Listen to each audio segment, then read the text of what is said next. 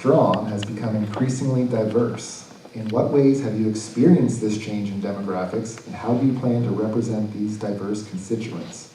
Mr. Trent. Certainly a ton of diversity. There's diversity in religion and white, black, and brown all through Montgomery County. That's tremendous. And look at Gaithersburg, the heart of the district down in Montgomery County. It's the most diverse city in America right now. Then we come up here to Hagerstown, to Cumberland, to Garrett County. We see different diversity, rural diversity. You see small towns. I grew up on a farm. I'm used to small towns. That's where our whole life came from. Our town had less than 1,000 people. I lived in a 200-acre chicken and egg farm. And we had the center of our town was the fire hall, the Veterans of Foreign Wars. So I understand small town America, protecting agriculture, protecting small business.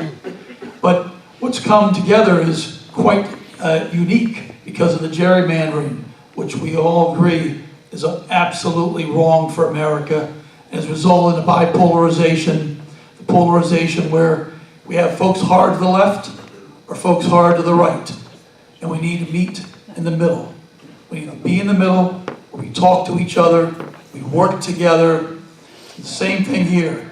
We need to work with urban, with rural, with suburban, and we need to focus heavily on Western Maryland. As John Delaney told me earlier, that's where the needs are.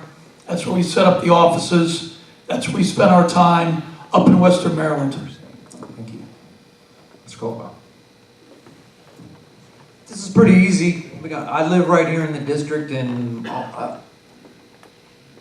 when I talk about having representatives that are actually representative of us, every major issue that affects my neighbors and every one of you all over affects my family directly too, whether it be healthcare, Medicare, Social Security. That affects our pocketbooks as well. And to where we have to budget and make decisions based on that. So being in the 6th Congressional District isn't, that's an everyday thing for me. I live just in the last week or so, I've talked to a state trooper who used to serve on the Tomb of the Unknown Soldier. He got out, is now a state trooper. Him and his wife just had a baby. Talked to several teachers that they've had babies too. People that work at McDonald's, students that work at McDonald's and go to community college. A gay couple who have adopted children. Firemen. On and on and on. And you know what? They were all said the same thing to me. Hey Kevin, what's up? Because they live in my neighborhood right there around me. I live in this district. I'm always through this district.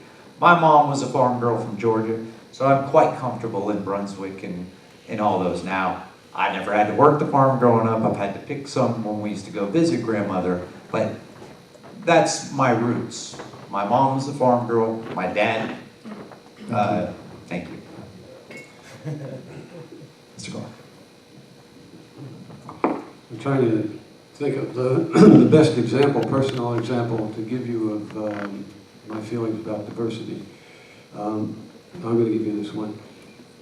So when I run in the district, I have pictures if you want to see them. I run in races in the district, and I wear a T-shirt that says Gluck is running for ... Congress, front and back. I had them put it on back because I'm a slow runner and I start up front and everybody has me. But when I run in races outside the district, and oddly, the only time I've actually come in first in my age group is when I wore this T-shirt. I wear a Black Lives Matters T-shirt in the races and other occasions as well. And I'm willing to take the pushback I get from white folks, and I do, because I feel like, for those of you who have multiple children, you love them all the same, but when one needs your attention more than another, you give that child your attention. I feel that's where we've reached that point now for minorities here in the country. And since I don't have enough time to give you a second example, maybe a later question, I will. But that's my feeling. I feel that way about diversity, not only for color, race, or religion, but also geographical diversity as well. And by the way, George in Greek means farmer, and I'm anything but a farmer. I keep trying, but the deer keep eating everything I put down the ground. Thank you. Ms. Hilbert. I love the diversity. There is absolutely nothing that turns me on more than to spend a day out in the district, any part of the district, and talk to whatever people I can find to talk to and listen to whatever people I can find to listen to. Personally, I have had no biases that I am conscious of at all. I stood up for a gay friend of mine when he married his partner. I have raised stepchildren as if they were my own. I deal with all sorts of people as a board member and a donor to the House of Ruth, Maryland, where we help abused women and children escaping difficult situations. But let me raise another issue of diversity, and I'm delighted that all of my opponents here like it. There is no diversity in the Maryland congressional delegation. There's no gender diversity at all. We have no women in that delegation, and I think we need the additional perspective and the additional capabilities of a woman to change the tone of the delegation for Maryland. And so I ask for your vote, not just because of that, but certainly I think that's an additional asset I bring. Thank you. So that concludes our formal questions. But the last question is, why should we vote for you? And so this is your closing statement. We'll start with Mr. Caldwell. Why should you vote for me? Great question, and that's why we're really here, isn't it? Like I've told you, you want to know that whoever you're voting in can actually do the job from the professional standpoint. I think, I don't know how many of you have found any of my background, since you probably don't know me very well, being a Libertarian candidate. But I am a veteran of the United States Army. I've also worked in the Department of Defense on satellite communications networks and all the current battlefields that we're in other countries. I've lived around the world, both as a civilian and in the military. I said I was born in Alaska. I'm the son of a retired shipyard worker who was also a two-time Purple Heart recipient in Vietnam.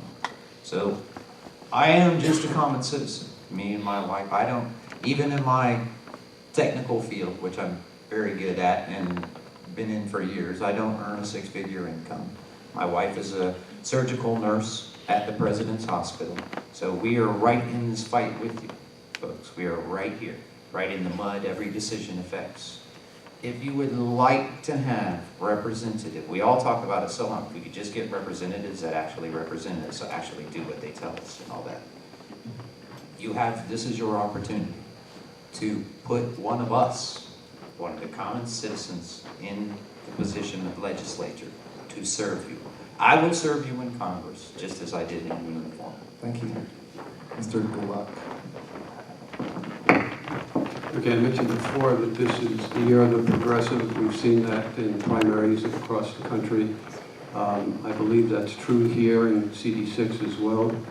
I have a survey that was taken 2 years ago by the Progressive Change Institute. They asked about 36 questions of people across the political spectrum.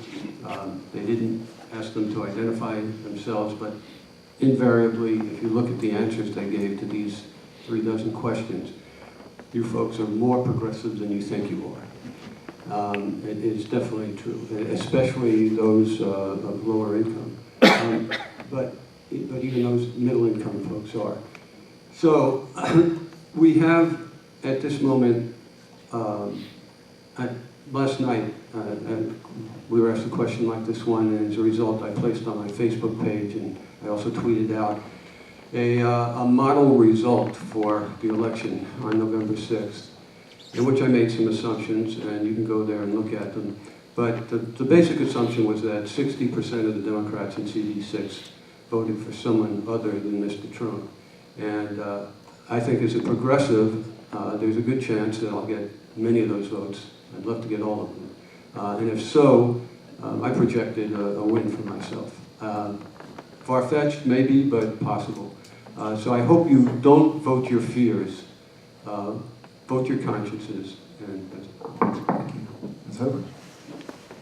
I think there are three main reasons why you should vote for me.